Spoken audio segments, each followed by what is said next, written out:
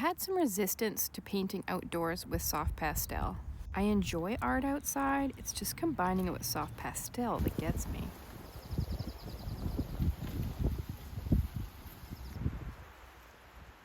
I want to take a look at some of my hang-ups and see if I can just get through them. One thing I'm resolving to do this year is to paint outside more often with soft pastel so that I can just bring up my confidence and decide, do I truly want to pursue that or not? If you enjoy this video and find it helpful, please like and subscribe to my channel. It helps a lot. Firstly, I'm always concerned I'm not going to have the colors that I want to have because I have quite a collection at home and I don't know how to choose what comes with me. But sometimes working with a limited palette can be really powerful, and it can also be a fun exercise. I recognize that I do not need to bring every single one of these colors with me outside. I've started out by adding some duplicates to my Plein air box. So this is the Terry Ludwig eggplant, and then we have the 463 and 179 from the Sennelier line. That's a really dark green and a really dark blue. I actually had duplicates of those because I find them so handy. So these look so similar to each other, they could even be the same. So why not take that duplicate and pop it in the box? Say if I have a pastel that's really long, I don't tend to like to use them that way. I like to break them. I can add one to my Plein air box, and I can put one back in my collection. I'm going to start with that. I had a lot of long pastels, so I was able to break them, and then I don't really have to worry about recreating a Plein air box for myself all the time. I'll have them at home, and I'll have them in the box.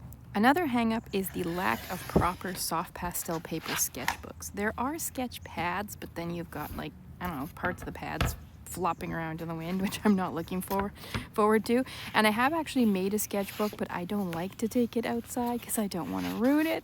So I decided I'm going to take some Canson Maytance velvet, cut it up, kind of change colors around, and then I was going to clip it to a board.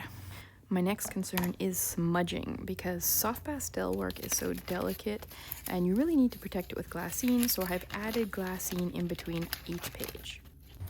This way I have the quality of paper that I want to use, it's protected by glassine, and I can easily move from one paper to another without having papers flipping around on me and bending and that kind of thing, and I have a hard surface to work on. I also didn't want my pastels jostling around in my backpack, so I've applied this little foamy to protect it. My Plein air box is this little tablet box, so very sturdy from Microsoft, and so that's what I'm going to use for now until I find something better if I ever do. My next concern about being outdoors with soft pastel was weather and rain, and wouldn't you know it, it started spitting rain almost immediately when I started the project. But I told myself there's this thing called an underpainting. That's where you actually deliberately put water or alcohol on top of your soft pastel underlayer, kind of spread it around and set it in. And I thought, well, you know what? That's what the rain is going to do. So I'm going to go with the flow and I'm going to embrace it and it's going to be okay. Although I will confess, it did start raining a little bit more later and it kind of looked spotty on the painting. But you know what? I made it work.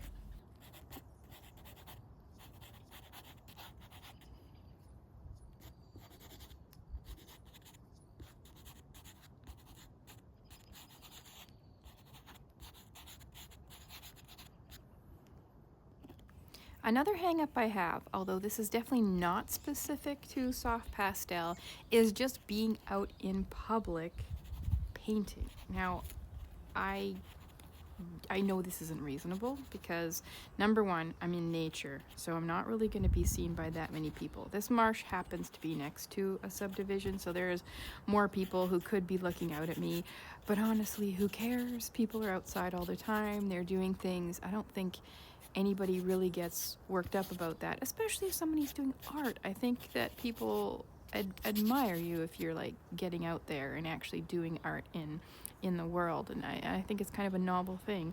But at the same time, that doesn't mean I don't get tense about it. And I think it's just my own self-consciousness. Like, I don't really want people watching me do art, which sounds hilarious given I am filming this and I'm putting this on YouTube. But when I'm putting something on YouTube, That's for people who are specifically interested in seeing the art process happen. And then I view that as like I'm educating people and I'm helping people. But if somebody just sort of like briefly looks over my shoulder, I feel like they're going to look at it, see some unfinished work and think, well, that's crap. What's she doing sitting next to a marsh? And I also recognize that I shouldn't care. I know that, but I still get tense while I'm up there. I still get kind of self-conscious about sitting on a hillside doing art in front of people. Speaking of sitting on a hillside, my butt was going completely numb during this painting because I didn't bring a cushion and I had a choice between either sitting in wet mud, because hey, I was in a marsh, or sitting on rocks that were there just kind of to support, I think, the subdivision in its drainage. I picked a rock, but that was very uncomfortable on my behind. So I took off my vest and I put my vest under my butt, but by then my rear end was already so numb that I don't think it registered the additional comfort level. So in the future, going to bring a cushion, which is actually what I do when I'm painting out in the garden.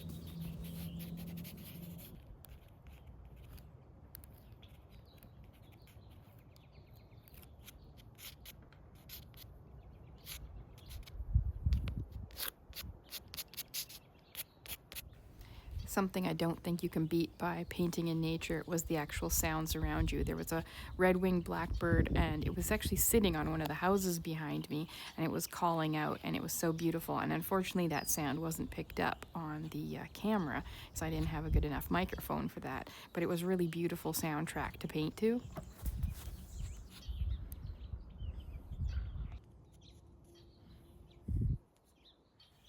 There was a female red-winged blackbird in the reeds, and I could see her flitting about, but I couldn't see her clearly. And I did try to show her on the camera, but I couldn't really find her with my camera.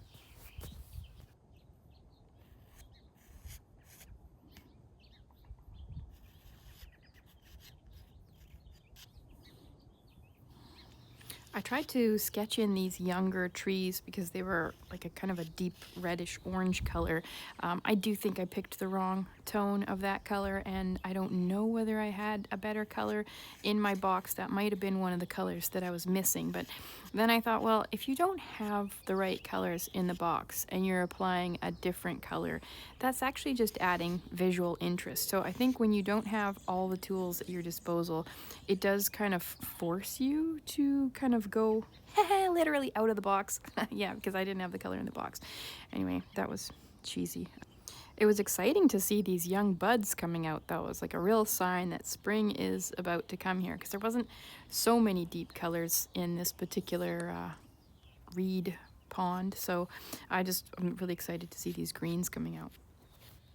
I do think, as one of my first attempts outside with soft pastel, I'm not really doing as good of a job as I would have done in the studio in this particular project, but I also am not sure that that's the point. I think the point is more about the process. It's about getting out in nature, observing, practicing with your tools, getting a numb butt, and just exploring the world a little bit more. And so I took that into the garden the next day and was a lot happier with my sketching. I gave it a lot of thought overnight, and I thought about the fact that maybe sketching something a little bit simpler and more close up was actually more my style. I don't actually do a lot of landscapes. I don't have a lot of experience in landscapes. And although I think that's a great thing to work on, then that means that I need to practice. But it also didn't do great things for my confidence. I think I was better to just focus on something I'm a little more experienced with, which is, say, maybe one single item close up. And I did feel a lot better about this.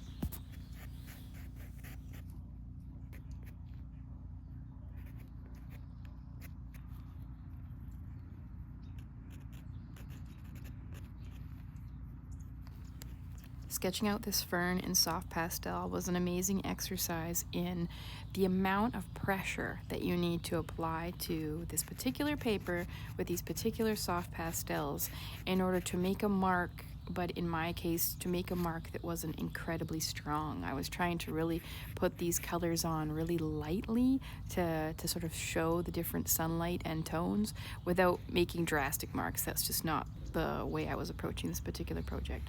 And so I just thought, you know what, this is a great exercise. An exercise in observation, an exercise in, you know, how much pressure to apply in my mark making. I really concentrated on adding a light touch to this fern with this darker purple color, because you get that like kind of dark furry look on a fern that's newly coming out of the ground. And that was like an amazing practice for me, just to focus on that one single thing in like a soft light of the morning outside with a fern. But then the neighbor kitty kind of started intimidating my kitty, so that sort of ended everything. But thank you so much for watching this video.